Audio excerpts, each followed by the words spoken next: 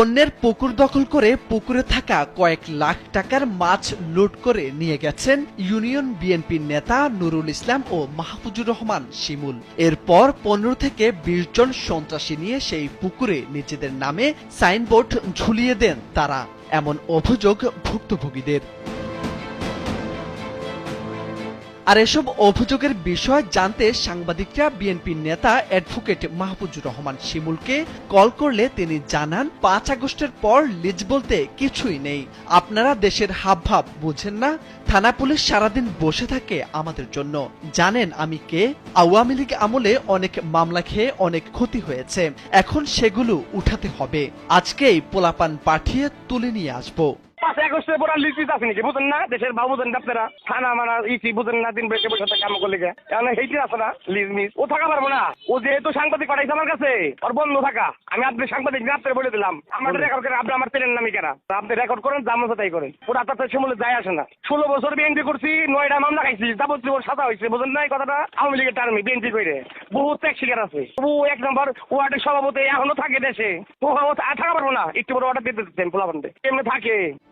ঢাকার ধামরাইয়ে এভাবে জোর করে সাইনবোর্ড ঝুলিয়ে লিজের পুকুর নিজেদের দখলে নিলেন সুয়াপুর ইউনিয়ন বিএনপির সভাপতি নুরুল ইসলাম ও সাধারণ সম্পাদক অ্যাডভোকেট মাহফুজুর রহমান শিমুল। অভিযোগ রয়েছে, পুকুরে থাকা 3 থেকে 4 লাখ টাকার মাছও ধরে নিয়ে গেছেন তারা, যা প্রায় 15 জন বিএনপির নেতা ভাগাভাগি করে নিয়েছেন। অস্ত্র হাতে পুকুর লিজ নেয়া ভুক্তভোগী পরিবারকে ভয়ভীতি দেখান তাদের সাথে থাকা সন্ত্রাসীরা। বলেছে যে ভাই আপনাকে বই থাকলে আপনারা কি কাজ করতে পারতেন।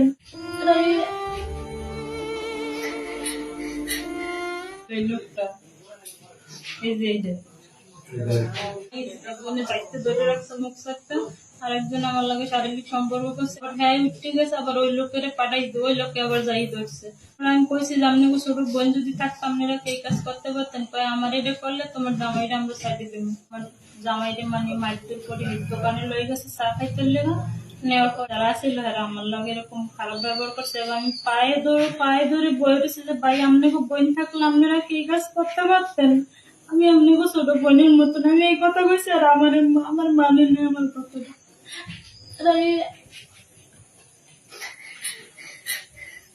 দরজা লাগাই দিয়েছে, দরজা লাগাই দিয়ে এরা ওই সামনের রুমে ছিল 2 জন ছিল, এরা এদিকে আইনে। আর 2 জন আমার একজনে চাইতে ধরে রাখছে মুখ থাকতে, আর একজন আমার লাগে শারীরিক সম্পর্ক করছে।